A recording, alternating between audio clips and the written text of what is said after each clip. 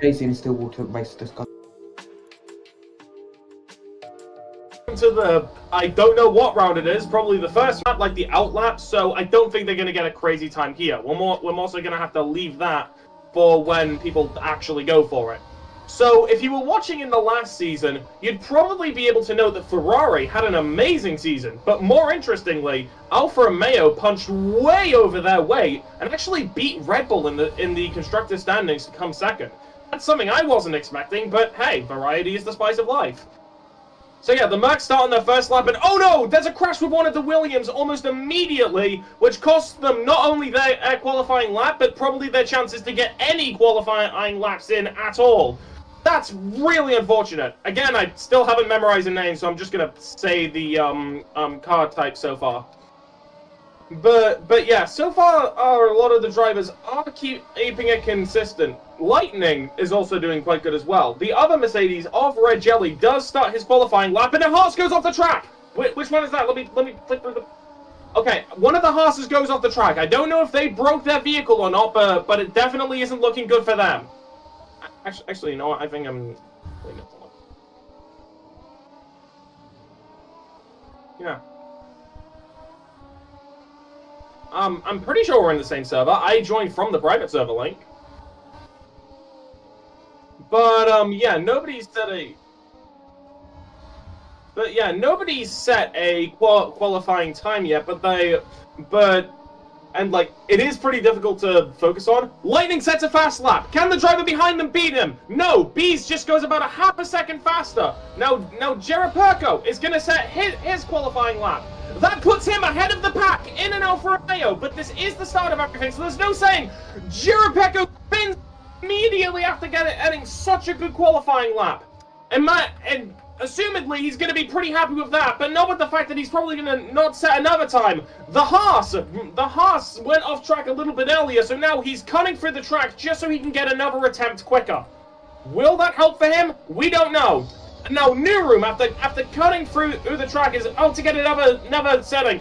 Oh, and there's an Aston Martin behind him that's making a slip. Did he get a valid lap time? No, he didn't. One of the Haases go back out from the qualifying, and now they need to set another outlap if they want to try it again.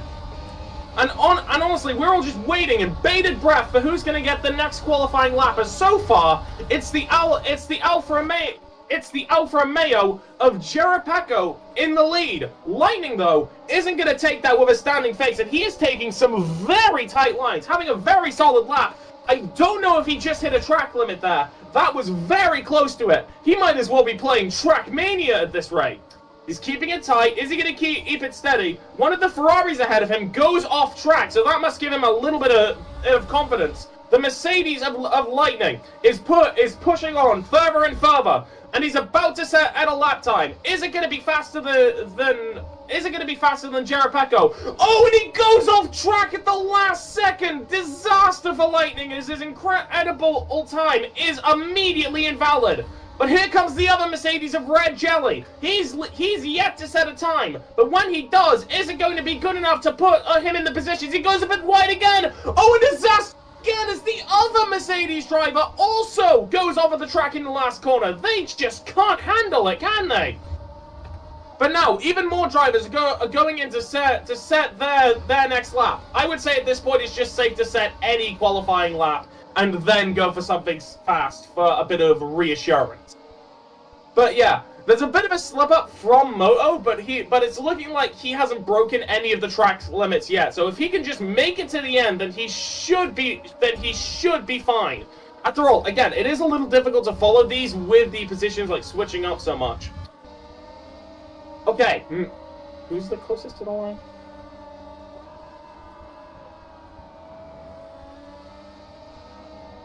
I'm trying to find who's the closest to the line. Okay, geometry. So many drivers going off at the last corner, but the other Ferrari's going in. He's going to set a lap time. How fast? And the Ferrari now sets a absolutely flying ahead of Romeo of Jared Perko, as Ferrari is only proving their dominance more and more as the races go on. But Jerry Pecco, not to be disproven, is taking it tighter and tighter while one of the horses are just cutting through the corners, just trying to get another lap as soon as they can.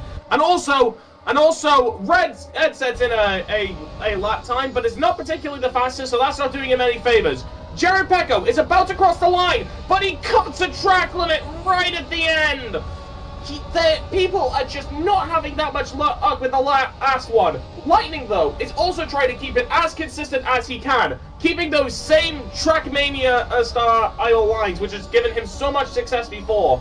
But also, Geometry, not to be disputed either, is also getting some pretty good pace.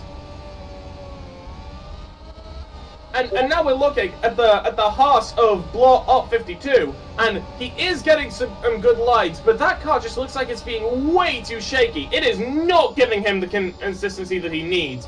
Oh, there's a bit of a slip up, but he is still keeping it somewhat consistent. But looking near the end of the line. Wait, who's near the end of the line? No, wait, hold on. Yeah, as you can tell, this would be a little bit nicer if you could spectate multiple drivers. Oh, and the Ferrari of the leader goes off at the track again! Fortunately, he does recover it without absolutely shattering his car, and he goes back to build up some speed, a strategy which I'm actually quite fond of. So now approaching the line is system failure. He has a slip up at the end, but what is this time going to be on the board?